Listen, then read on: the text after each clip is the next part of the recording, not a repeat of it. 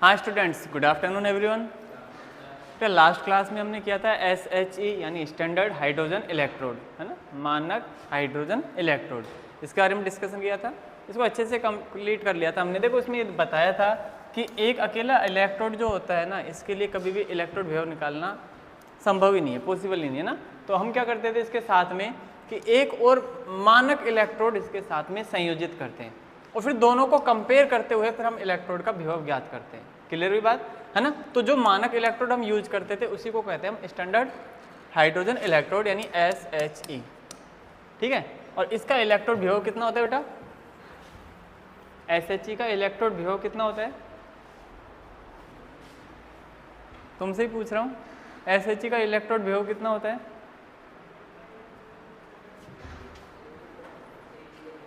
ये लो तुमने बेटा, 0 होता है ना।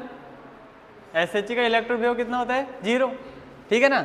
अब इसको आप एनोड के रूप में जोड़ सकते हो, कैथोड के रूप में जोड़ सकते हो, जिसके लिए फाइंड करना है उसके अकॉर्डिंग एडजस्ट कर लोगे। सही बात है ना, ठीक है। हेडिंग डालो नेक्स्ट, विद्युत रासायनिक श्रेणी। विद्युत रासायनिक श्रेणी,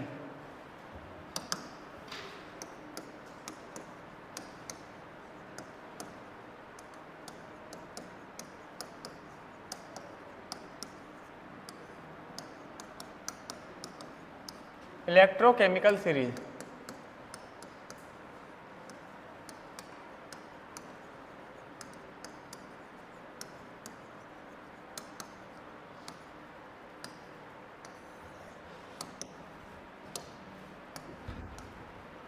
विद्युत रासायनिक श्रेणी इलेक्ट्रोकेमिकल सीरीज। देखो बेटाओ, इससे पहले हमने बात करी थी कि इलेक्ट्रोड का जो विभव होता है वो दो प्रकार का होता है।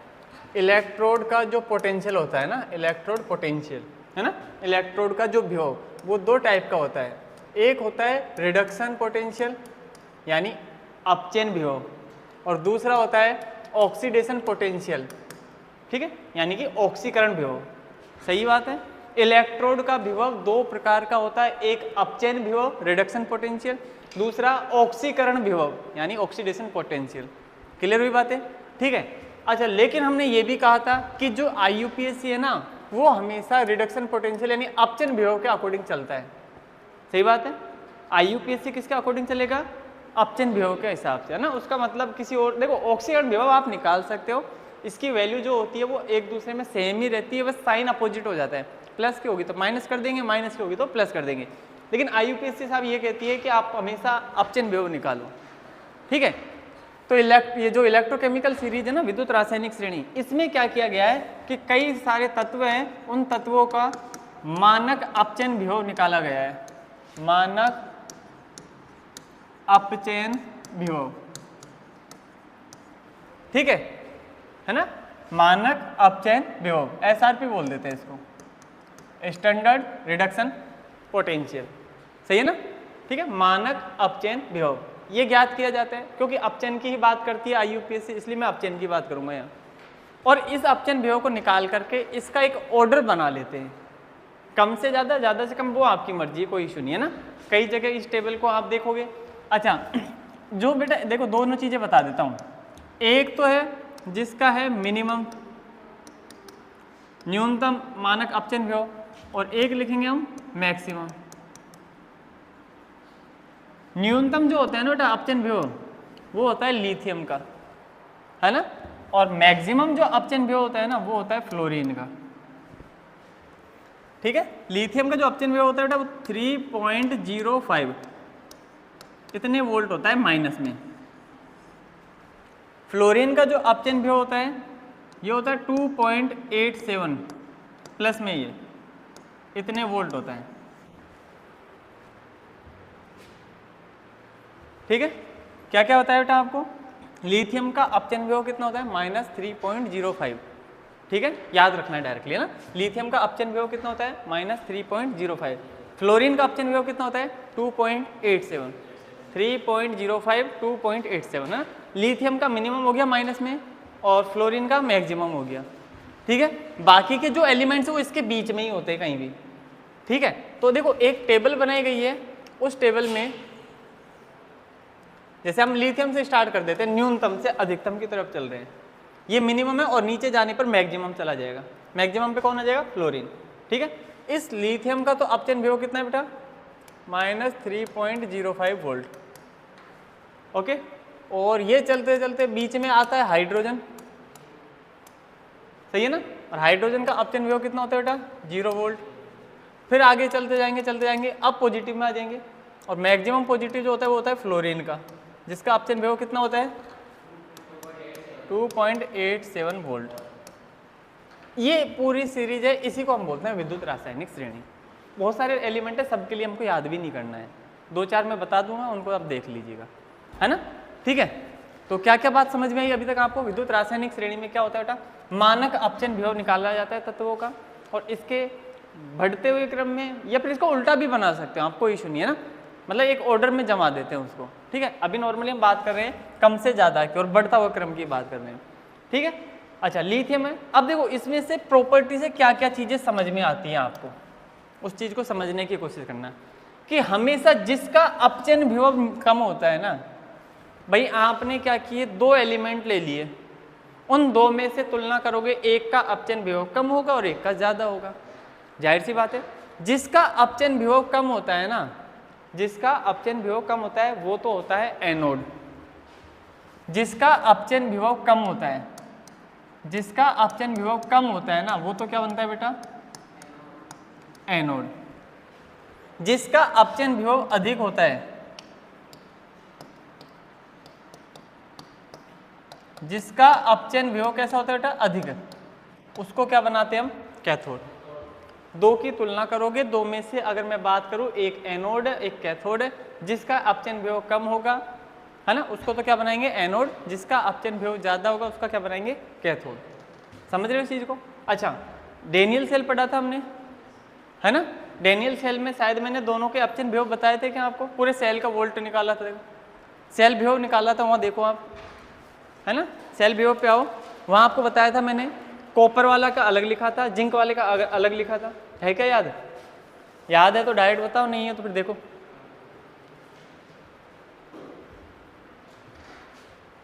सेल विभव जहाँ लिखा था वो एग्जाम्पल में लिखा होगा, डेनियल सेल का विभव मानक सेल विभव में मिल गया क्या? कितने वोल्ट था उसका? डेनियल सेल का सेल विभव देखो कितना वोल्ट आया है, मानक वाले में मिलेगा बेटा ना, SR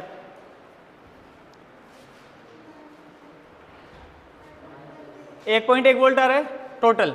इसमें देखो एक तो था जिंक वाला और एक था कॉपर वाला। जिंक के लिए कितना इलेक्ट्रॉन वोल्ट है देखो, -0.76 वोल्ट, और कॉपर वाले के लिए कितना है बताओ? 0.34 वोल्ट। कुछ नहीं, मतलब प्लस वाला ही है ना, समझ रहे हो? ठीक है, तो अभी मैंने जो बात यहाँ बोली क्या इस पर अप्लाई हो रही है क्या? मैंने क्या कहा, जिसका अपचयन विभव है ना वो कम होगा वो तो क्या बनेगा? एनोड। जिसका अपचयन विभव ज्यादा होगा वो क्या बनेगा? कैथोड। क्या ये बात समझ में आ रही है ना आपको? तो यहाँ भी वही बात फॉलो हुई है क्या? इन दोनों का विभव देख लो, एक का है 0.76 माइनस में, एक का प्लस में। कम किसका है? जिंक का, तो जिंक को क्या बनाएंगे? एनोड, और कॉपर को क्या बनाएंगे? कैथोड, है ना? तो वो टेबल में यहीं कहीं आता होगा। अब समझ में आ रही है ना बातें आपको? तो बीच में जिंक आता है, जिंक वाला माइनस में आएगा, तो यहाँ कहीं आ रहा होगा जिंक, है ना, जिसका कितना है? ठीक है, और कॉपर वाला इधर आता होगा कहीं, क्योंकि प्लस में आ रहा है। कॉपर वाले का कितना होगा? 0.34 वोल्ट। उम्मीद है बातें समझ में आ रही है ना आपको? सही है, ठीक है। तो यही चीजें मैं बताना चाह रहा हूं। आप अब कोई से भी 2 एलिमेंट उठा लो, उन 2 में से अगर आपको चेक करना है एनोड किसको बनाए, तो जिसका अपचयन विभव कम है वो एनोड रहेगा, जिसका अपचयन विभव ज्यादा है वो क्या रहेगा? कैथोड रहेगा। बात सही है ना? अब दूसरी बात, हमें पता है एनोड पर हमेशा क्या होता है? ऑक्सीकरण। एनोड पे हमेशा क्या होता है? ऑक्सीकरण। तो हम इसको ऐसे भी कह सकते हैं, जिसका अपचयन विभव कम है वहां तो होगा ऑक्सीकरण, वहां क्या होगा? ऑक्सीकरण। सही है क्या? और जहां अपचयन विभव ज्यादा है वहां क्या होगा? अपचयन। जिसका अपचयन विभव कम है, भाई जैसे मैं बात करूं ऊपर की तरफ, तो क्या होगा? क्योंकि एनोड बनेगा ना इनका, एनोड बनेगा तो एनोड पे तो क्या होता है? ऑक्सीकरण। ये कैथोड बनेगा तो कैथोड पे क्या होगा? अपचयन। ठीक है, लेकिन एक होता है ऑक्सीकारक और एक होता है अपचायक। ऑक्सीकारक और अपचायक इसकी अपोजिट प्रॉपर्टी होती है क्या? सही है ना? मतलब जिसमें ऑक्सीकरण हो रहा है, जो ऑक्सीकरण कराता है ना वो तो होता है अपचायक ऑक्सीकारक, और जो अपचयन कराता है वो होता है अपचायक। ठीक है, तो बेटा ऑक्सीकरण तो इसका हो जाएगा, मतलब इस अभिक्रिया में हो रहा है ना, लेकिन जो ऑक्सीकरण कराता है उसको तो हम क्या कहते हैं भाई? ऐसे ही तो बोलते हैं ना परिभाषा, अपोजिट हो जाता है ना। जो ऑक्सीकरण में हेल्प करेगा वो अपचायक, जो अपचयन में हेल्प करेगा वो भाई ऐसे। देखो इसको इस तरीके से समझो, जैसे मान लो एक कोई रिएक्शन लिखता हूँ मैं, A प्लस मैं B प्लस लिख देता हूँ, यहाँ से बनाया होगा मैंने A प्लस और B, सपोज मैंने ऐसे लिख दिया। ठीक है, तो बेटा देखो ये बात समझ में आ रही है आपको? A से बना है A प्लस, ऑक्सीकरण अंक बढ़ा है, बढ़ता है तो इसका होता है ऑक्सीकरण। सही है क्या? आपको समझ में आ रहा है? सर A से A प्लस बन रहा है तो इसका ऑक्सीकरण हो रहा है। ठीक है, अच्छा अब जो ऑक्सीकरण हो रहा है ना, तो जो ऑक्सीकरण करा रहा है, कराएगा कौन? ये वाला कराएगा, तो ये क्या कहलाएगा? ऑक्सीकारक। समझ रहे हो? ऑक्सीकरण तो इसका हो रहा है, लेकिन जो कराता है उसको क्या बोलते हैं? ऑक्सीकारक। ठीक है, मतलब B प्लस है वो इस अभिक्रिया में ऑक्सीकारक होगा, और ऑक्सीकरण हुआ किसका? A का हुआ है, जो A प्लस में हुआ है। ऐसे ही मैं बात करूं B प्लस से B बना है, इसमें ऑक्सीकरण अंक कम हुआ है, प्लस से 0 पे गया, इसका मतलब इसमें हुआ है बेटा अपचयन। अपचयन किसका हुआ है? B प्लस का। किसमें हुआ है? B में। लेकिन अपचयन करा कौन रहा है? A, तो इसको बोलेंगे अपचायक। समझ गए? अगर आप थोड़ा थोड़ा समझे हो तो ये समझ में आया कि जो ऑक्सीकरण अभिक्रिया है जिसमें ये होता है वो तो अपचायक है, जो अपचयन अभिक्रिया है उसमें ये है वो ऑक्सीकारक है।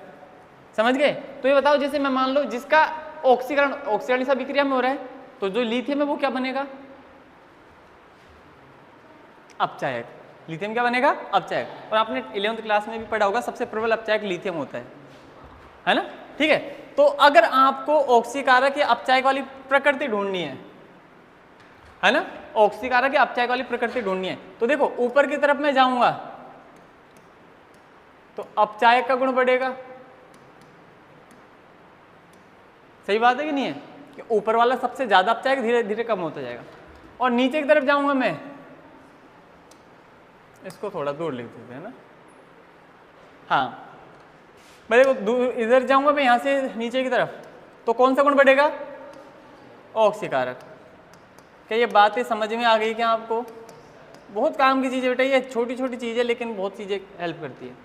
ठीक है ना?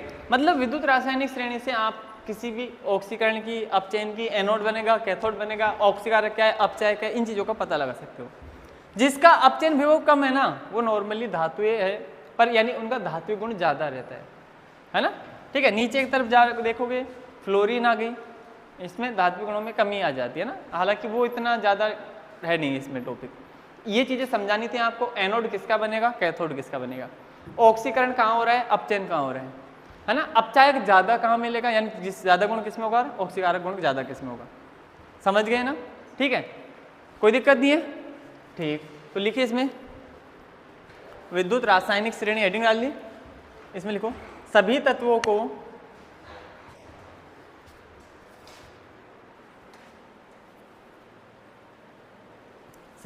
को उनके मानक अपचयन विभव के आधार पर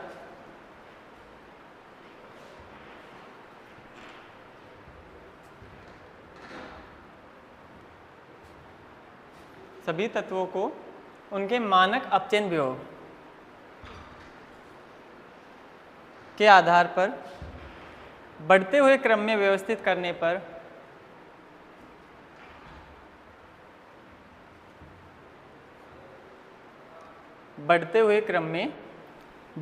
करने पर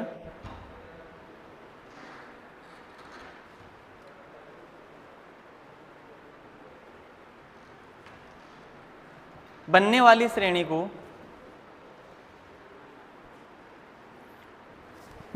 श्रेणी को विद्युत रासायनिक श्रेणी कहते हैं।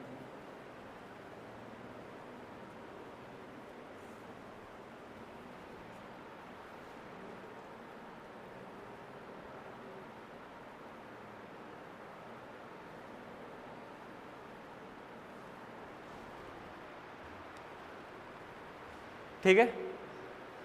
अब आप एक काम करो बेटा ना, पहले इस चीज़ को बना लो ऐसे कैसे। देखो पूरी टेबल में नहीं बनवा रहा, पूरी टेबल में बहुत कुछ एलिमेंट्स है, सारे एलिमेंट्स से याद करने से कोई मतलब नहीं है ना। आप इसको बना लो एक बार, ठीक है। बीच में हल्के हल्के से डॉट छोड़ना चाहो छोड़ दो, बाकी मतलब बीच में छूटा हुआ है कुछ, समझ गए ना इसका मतलब। पूरी सीरीज हमने नहीं लिखी है।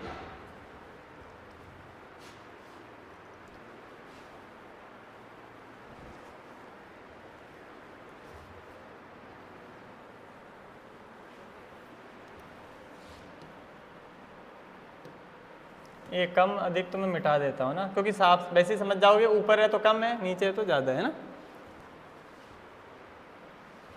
ये SRP का ऑर्डर होता है, SRP समझ गए होंगे, मानक अपचयन विभव। इसका क्रम है लगातार बढ़ रहा है, तो ऊपर है वो एनोड बनेगा, जो नीचे है वो कैथोड बनेगा।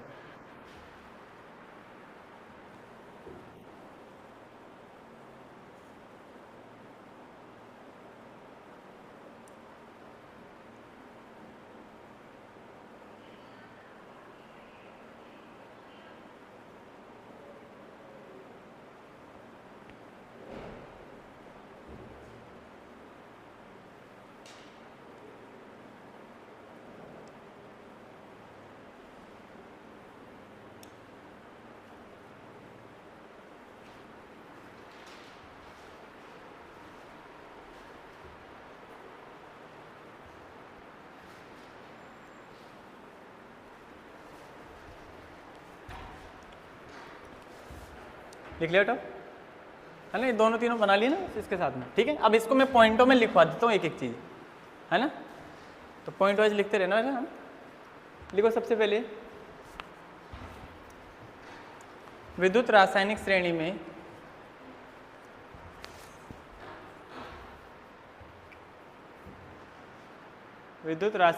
में सर्वाधिक मानक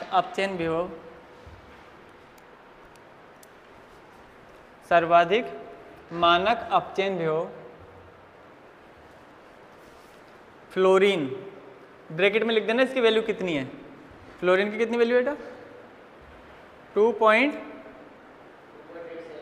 2.87 सर्वाधिक मानक अपचयन विभव फ्लोरीन, तथा न्यूनतम अपचयन विभव लिथियम, ब्रैकेट में इसकी वैल्यू लिख देना।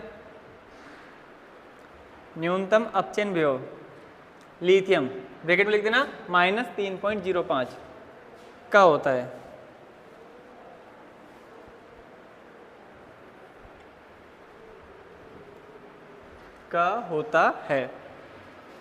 ठीक है।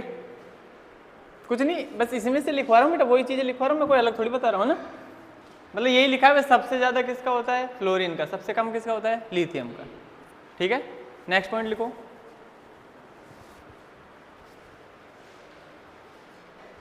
जिस तत्व का मानक अपचयन विभव कम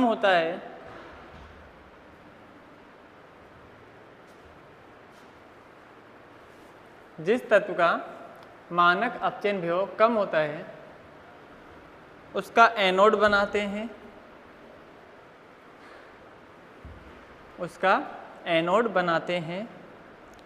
तथा जिस तत्व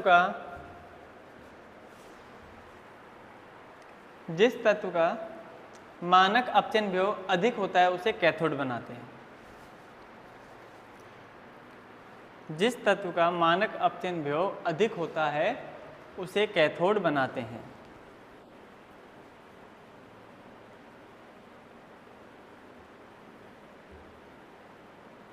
हो गया।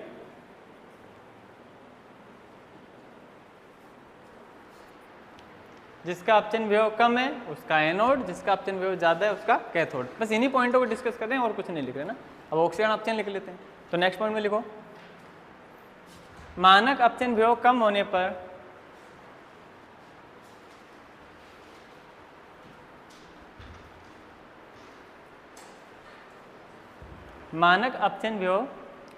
पर तत्व का ऑक्सीकरण होता है।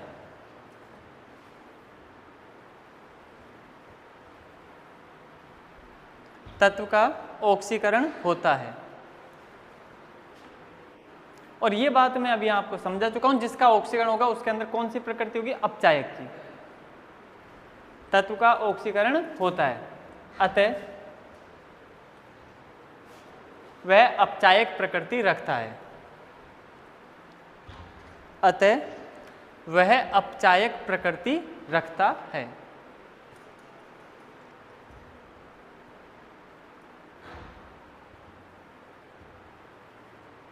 समझ गए होंगे ना?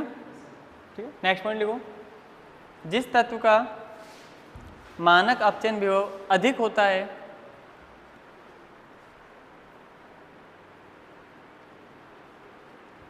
जिस तत्व का मानक अपचयन विभव अधिक होता है,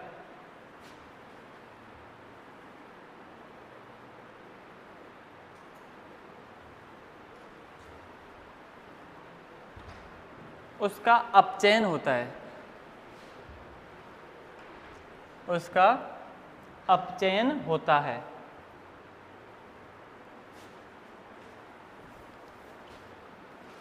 अतः वह कौन सी प्रकृति रखेगा?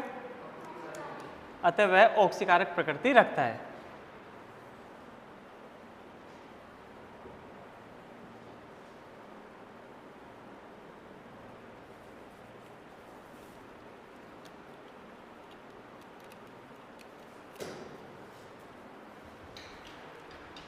ठीक है, तो ये होता है, ये टॉपिक कंप्लीट है ना। अब आगे चलते बेटा, है ना। देखो हेडिंग डालो बेटा, विद्युत अपघटनी सेल।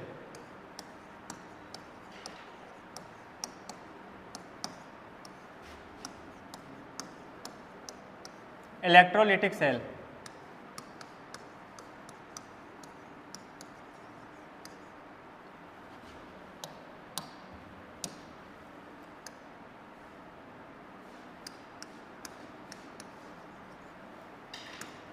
विद्युत अपघटनी सेल।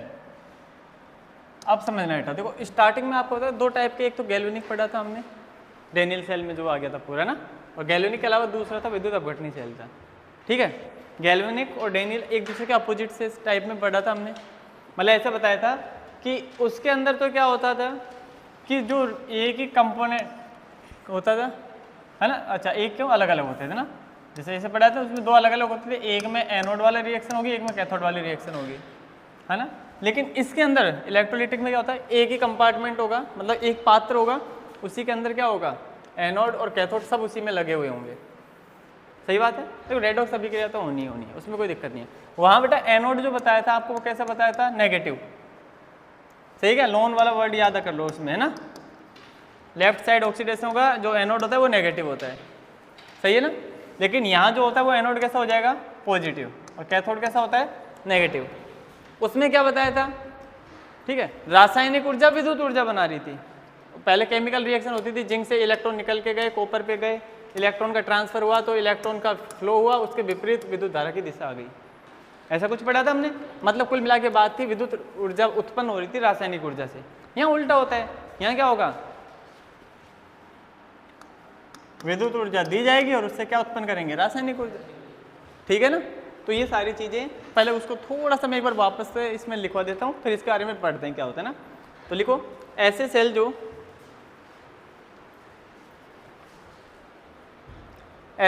जो विद्युत ऊर्जा को रासायनिक ऊर्जा में परिवर्तित करते हैं।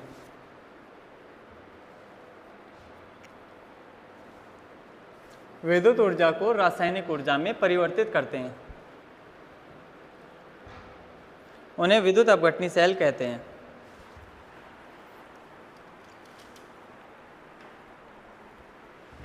उन्हें विद्युत अपघटनी सेल कहते हैं।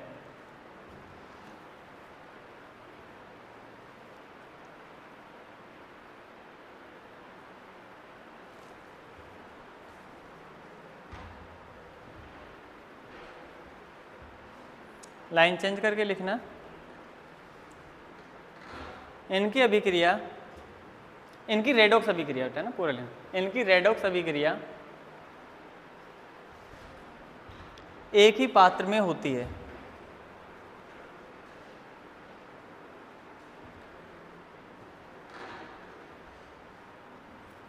एक ही पात्र में होती है, अर्थात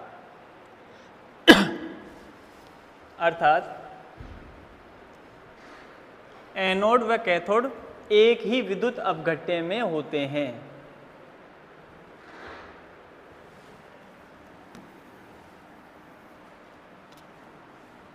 एनोड व कैथोड एक ही विद्युत अपघट्य में होते हैं।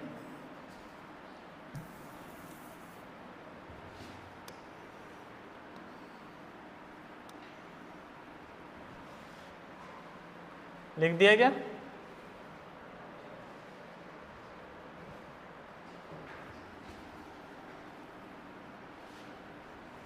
आगे लिखो नेक्स्ट लाइन में, इनमें एनोड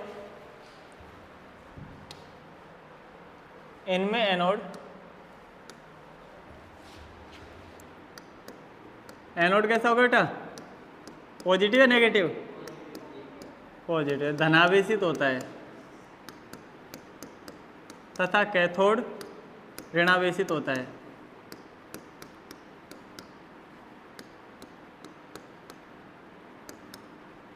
तथा कैथोड ऋणावेशित होता है।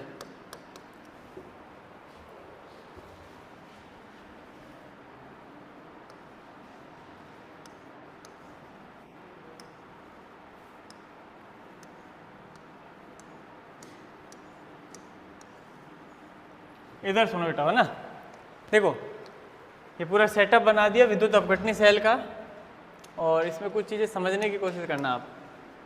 ये पॉजिटिव टर्मिनल है बैटरी का, ये नेगेटिव टर्मिनल है ना, ठीक है। अब बेटा ये बताओ कि पॉजिटिव से जो जुड़ेगा, है ना भाई, एग्जैक्टली क्या होता है ना, ट्रांसफर तो इलेक्ट्रॉन का ही होता है। पॉजिटिव वाले का क्या काम है? इलेक्ट्रॉन को खींचना या इलेक्ट्रॉन देगा? इलेक्ट्रॉन को आकर्षित करेगा खुद की तरफ। अरे बैटरी का पॉजिटिव टर्मिनल मैंने इसके साथ जोड़ा है, तो ये तो प्लस वाले का मतलब क्या? इलेक्ट्रॉन को अपनी ओर खींचेगा। ये माइनस है, मतलब ये इलेक्ट्रॉन देगा, यही बात है। तो ये इलेक्ट्रॉन को अपनी ओर खींचेगा, तो इलेक्ट्रॉन का मूवमेंट कुछ ऐसा होगा कि नहीं होगा? और ऐसे जाएगा ना इलेक्ट्रॉन, इसका मतलब इसके पास से इलेक्ट्रॉन जा रहा है, इसके पास, अच्छा किसी में से इलेक्ट्रॉन निकलता है तो उस पर कौन सा चार्ज आता है? प्लस आता है। उस पर कौन सा चार्ज आता है? सही बात है क्या? इधर से इलेक्ट्रॉन इधर ट्रांसफर होंगे, इस पे कौन सा चार्ज आएगा? पॉजिटिव वाला कौन सा बनेगा? अरे एनोड, है ना, अभी अभी लिखो है। और नेगेटिव वाला कौन सा बनेगा? कैथोड। इतनी बातें समझ में आ रही है क्या आपको? है ना, एक विद्युत अपघट्य भरा जाएगा तो ये इलेक्ट्रोलाइटिक हो गया विद्युत अपघट्य।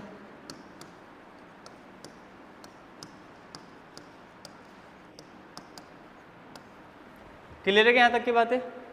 ठीक है ना, सारा सेटअप समझ में आ रहा है। अब देखो इसमें होता क्या है कि जैसे विद्युत धारा सप्लाई दी जाती है तो ये अपघट्य भी तो टूटेगा। सपोज मैं ऐसे मान लेता हूँ, ये बेटा कुछ ए और बी मान लो आप, तो ये विद्युत अपघट्य कहते हैं ए और बी की फॉर्म में। अब विद्युत धारा आई तो ये टूटेगा। कैसे टूटेगा? एक प्लस में और एक माइनस में। अरे अपघट्य है तो टूटना ही, जाहिर सी बात है। मतलब इस पूरे अपघट्य में ए प्लस और बी माइनस घूम रहे होंगे। सही बात है क्या? इसमें क्या क्या घूम रहे होंगे बेटा? ए प्लस और बी माइनस, काफ़ी सारे होंगे, पूरे नहीं बना रहा मैं, ठीक है। अब ये बताओ ए प्लस किधर आकर्षित होगा? माइनस की ओर, मतलब प्लस वाला तो कहाँ गया? कैथोड की ओर। सही है क्या? और जो माइनस वाला होगा वो कहाँ आकर्षित होगा? सही बात है क्या? यहाँ तक की चीज़ें समझ में आ रही है ना? ठीक है, तो एग्जैक्टली हम यही कहते हैं बेटा, जैसे विद्युत धारा सप्लाई दी होगी ना इसमें, तो अपघट्य टूट जाएगा। अपघट्य का जो प्लस वाला है, धनायन है, अपघट्य का धनायन तो कैथोड की ओर आकर्षित होता है, अपघट्य का ऋणायन है वो एनोड की ओर आकर्षित होता है। सही बात है।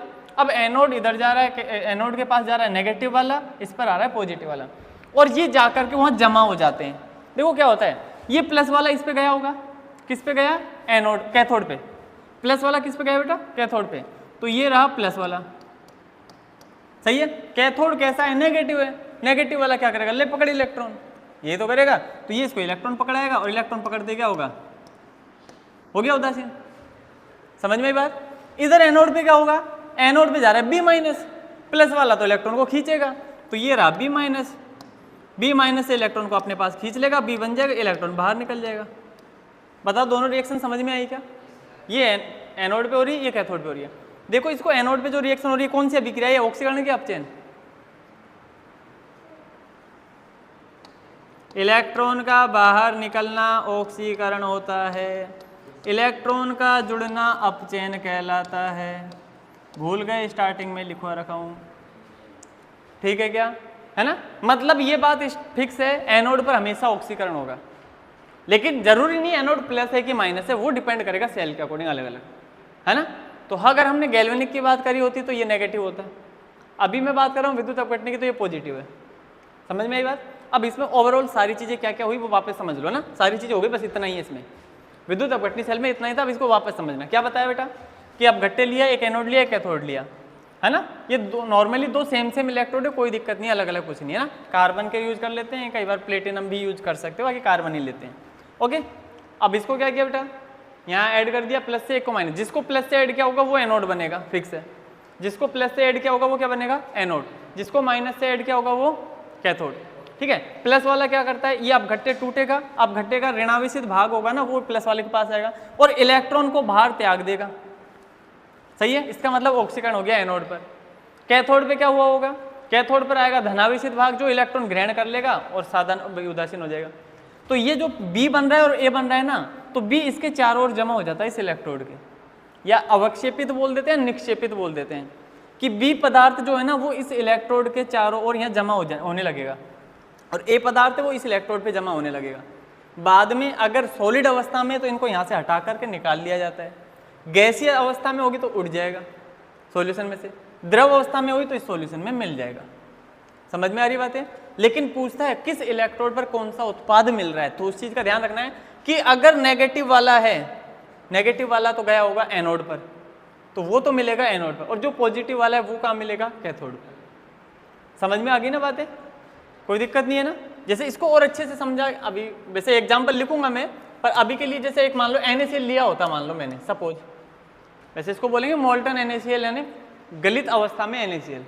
तो ये कैसे टूटता बेटा, Na plus Cl minus, Na plus किस पे जाता, कैथोड पर, इलेक्ट्रॉन ले लेता और ले करके ऐसी रिएक्शन बना देता, Na प्लस इलेक्ट्रॉन ले करके और Na बना देता।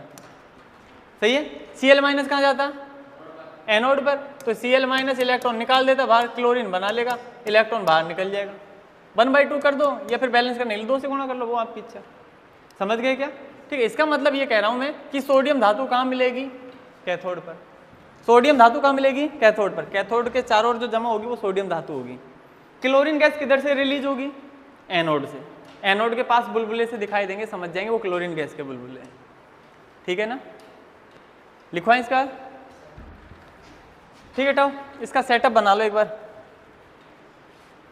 ये अभिक्रिया मत लिखना, अभिक्रिया में लिखूंगा अलग से ना, ये दोनों मत लिखना है अभिक्रियाओं को, अभिक्रिया में अलग से लिखवा दूंगा, है ना। बाकी पूरा लिख लो ऐसे कैसे।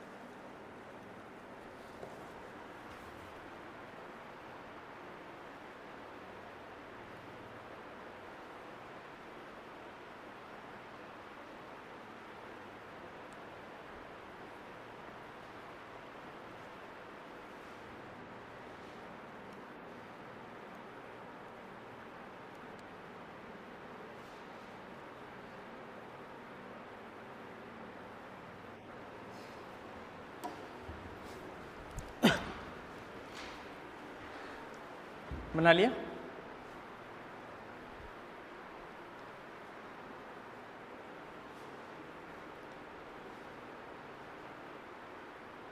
अभी हमने विद्युत अपघट्य जनरल लिया, वैसे लिख दिया ये भी है ना, कुछ भी लिख देते एक्स वाई लिख देते, क्या परेशानी है ना। मतलब इतना समझ गए कि प्लस वाला कैथोड पे जा रहा है, माइनस वाला उधर जा रहा है। अकेला ए की लिखता मैं एक्स ही मानता तो उसमें प्लस माइनस नहीं दिखा पाता, इसलिए मैंने ऐसे लिखा है ना। कोई ऐसे सोच सर ए बी क्यों लिखा है, ए लिख देते अकेला अपघट्य को, पर दोनों इसलिए लिखे एक प्लस बता सके एक माइनस बता सके। अब बन गया हो तो लिखिए क्या आगे, करो बेटा वो आगे करो, लिखो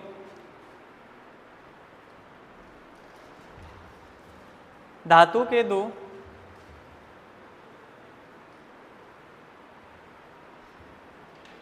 के दो इलेक्ट्रोडों को विद्युत अपघट्य में डुबोकर रखते हैं।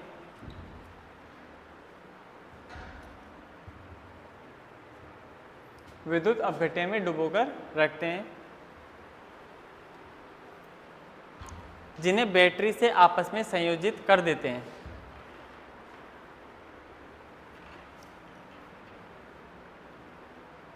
जिन्हें बैटरी से आपस में संयोजित कर देते हैं।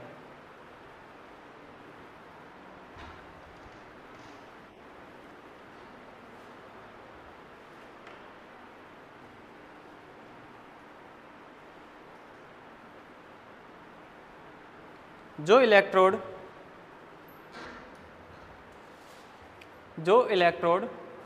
बैटरी के धनावेशित भाग से जुड़ा होता है,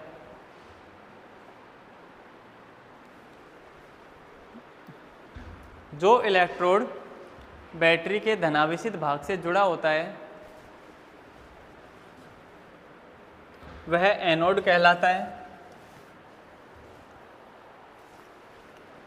वह एनोड कहलाता है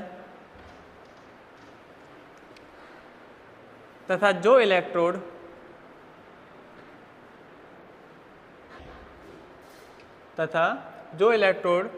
बैटरी के ऋणावेशित भाग से जुड़ा होता है इसे क्या कहेंगे, उसे कैथोड कहते हैं। धनावेशित भाग से जुड़ा होगा तो एनोड, ऋणावेशित भाग से जुड़ा होगा तो कैथोड, है ना।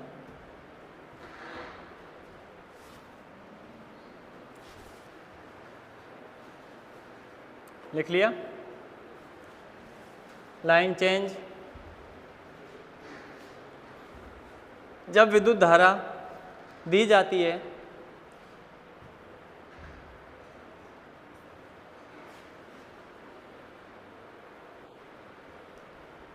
तो विद्युत अपघट्य आयनों में विभाजित हो जाता है।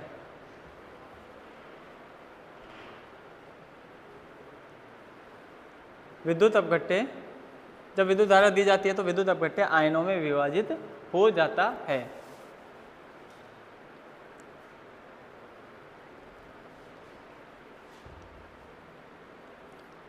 एक बार इस रिएक्शन में लिख दो टाइम ना, विद्युत अपघट्य ए बी से ए प्लस और बी माइनस, है ना। वहां लिख लिया होगा डायग्राम पास, कोई दिक्कत नहीं, वापस लिख देना इसको ना।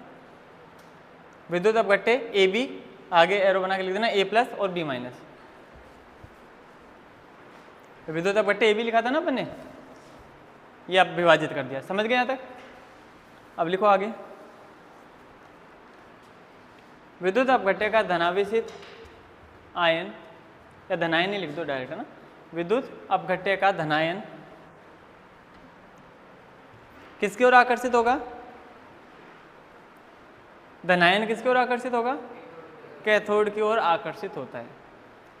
विद्युत अपघट्य का धनायन कैथोड की ओर आकर्षित होता है।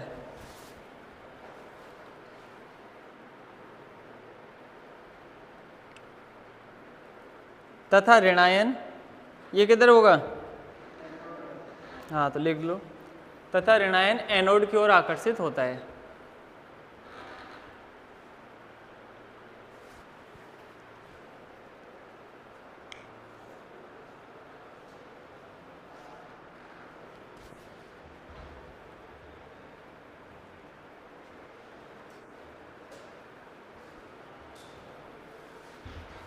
ठीक है, अब लिखो इसको इस तरीके से, एनोड पर अभिक्रिया एनोड पर अभिक्रिया। ठीक है, तो एनोड पे क्या होगा बेटा, देखो आगे तो लिख देना ऑक्सीकरण, ये तो बात फिक्स है ना। एनोड पे क्या होगा भाई, ऑक्सीकरण, और अभिक्रिया को लिख देते हैं क्या होगी, देखो B माइनस आया होगा जिससे B बना और इलेक्ट्रॉन बाहर निकल गया, यही होगी कि नहीं होगी। ऐसे लिख के ऐसे कैथोड की लिख दो, कैथोड पर अभिक्रिया, यहाँ आप चेन लिख देना, A प्लस इलेक्ट्रॉन लेकर के बना दिया A। अच्छा, तो इसके साथ ये भी लिख देते हैं, जो आयन में होता है वो AQ एक्वस, बाकी ये सॉलिड, एक्वस बाकी ये सॉलिड। सही है क्या भाई, आयन में जो होगा वो तो एक्वस लिख देना AQ, और नॉर्मल वो सॉलिड होगा, और जो कोई गैस दिख जाए तो वो गैस होगा। कुछ एक हो सकते हैं प्रोडक्ट लिक्विड बन जाए, वो लिक्विड रहते हैं ना, बाकी नॉर्मली सॉलिड मिलेंगे, वो इलेक्ट्रोड पे जमा हो जाते हैं। और कितने जमा होते हैं इस चीज़ को पढ़ेंगे हम फैराडे के नियम में। फैराडे साहब है, उन्होंने 2 नियम दे रखे हैं जो इसके बारे में बताता है कि ये हम सप्लाई दे देते हैं ना, उसके बाद इस इलेक्ट्रोड पर कितनी कितनी मात्रा जमा हो रही है पदार्थ की।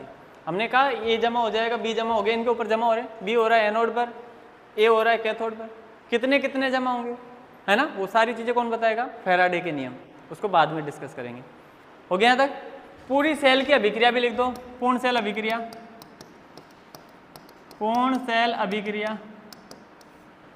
तो बेटा देखो दोनों सेलों को मिला के लिखते हैं, इलेक्ट्रॉन से इलेक्ट्रॉन कट जाएगा, ऐसे ही करते हैं क्या, इलेक्ट्रॉन से इलेक्ट्रॉन कट गया, इधर क्या बचा बेटा, A plus aqueous B minus aqueous, और एरो के दूसरी तरफ बचेगा A solid plus B solid, electron काट दिया हमने ना,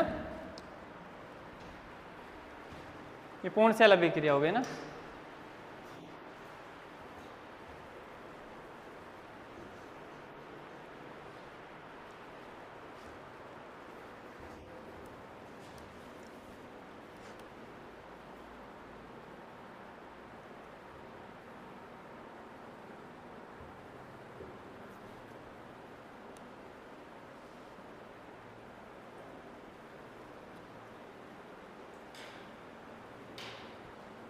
हो गया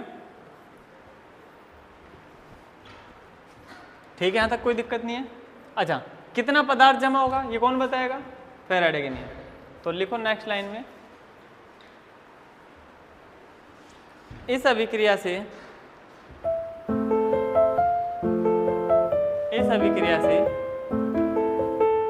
दोनों इलेक्ट्रोडों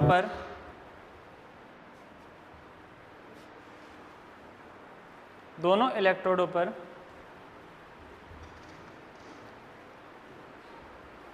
A तथा B निक्षेपित हो जाते हैं। निक्षेपित अवक्षेपित एक ही बात है ना। अवक्षेप तो नॉर्मली हम सॉल्यूशन में से जमा के बोलते हैं, और ये वहां जाके जमा हो रहे हैं, इसलिए निक्षेपित बोल रहा हूं मैं।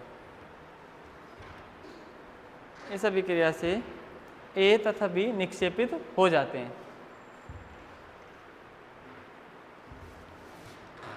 A कैथोड पर जमा होता है, A कैथोड पर जमा होता है तथा B एनोड पर जमा हो जाता है।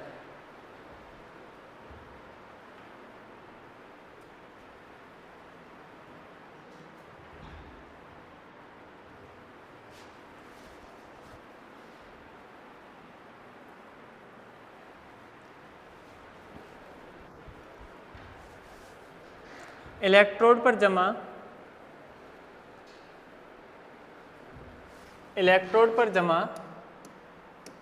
पदार्थ की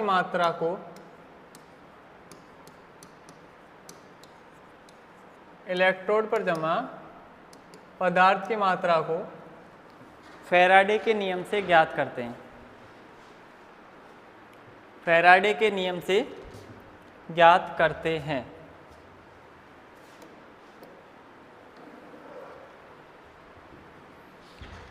फैराडे के नियम से ज्ञात करते हैं, समझ गए होंगे, है ना। अब फैराडे का नियम क्या है ये कल की ही क्लास में डिस्कशन करेंगे ना, ठीक है। 2 नियम है, अच्छा दोनों नियम इंपॉर्टेंट है एग्जाम के पर्पज से, ठीक है। तो अब अगली हेडिंग डालेंगे, वो क्या डालोगे? फैराडे के नियम। ठीक है, डाल लो हेडिंग ताकि कल दिक्कत नहीं आए ना। ठीक है, फैराडे के नियम, इसके बारे में डिस्कशन हम कल की ही क्लास में करेंगे। ओके, लेकिन उसके लिए एक छोटी सी चीज़ तुम्हें बता देता हूँ, घर से पढ़ के आओगे। एक नॉर्मलता वाला बताई थी बेटा बात, थोड़ी सी समझाई थी मैंने, पढ़ा था कहीं नॉर्मलता, मोलरता, मोललता, नॉर्मलता, वहाँ बताया होगा ना। इसको एक बार पढ़ के आना, इस टॉपिक को केवल काम आएगा इसलिए बता रहा हूँ, है ना। फैराडे के नियम में इसका यूज आएगा। अच्छा, एग्जैक्टली पूरी नॉर्मलता काम में नहीं आती, इसमें जो ग्राम तुल्यांक की बाहर निकाला था ना हमने, उन चीज़ों का यूज आएगा। ठीक है, एक जेड कॉन्स्टेंट होता है, उसकी वैल्यू इससे फाइंड होती है, तो वो ग्राम तुल्यांक की बाहर कैसे होता है, मतलब उसमें 2-3 फॉर्मूले बताए थे मैंने, वो सारी चीज़ें थोड़ा सा अच्छे से देख के आना। ठीक है, ताकि कल दिक्कत नहीं आएगी आपको, मैं डायरेक्ट समझा पाऊंगा ना। ओके, चलिए आज की क्लास बेटा हम यहीं करते हैं समाप्त। ये हुआ विद्युत अपघटनी सेल का थोड़ा सेटअप, इसके बारे में फैराडे के नियम कल पढ़ेंगे और बाकी आगे के एग्जाम्पल्स डिस्कस करेंगे। ठीक है, आज की क्लास में इतना ही, थैंक यू।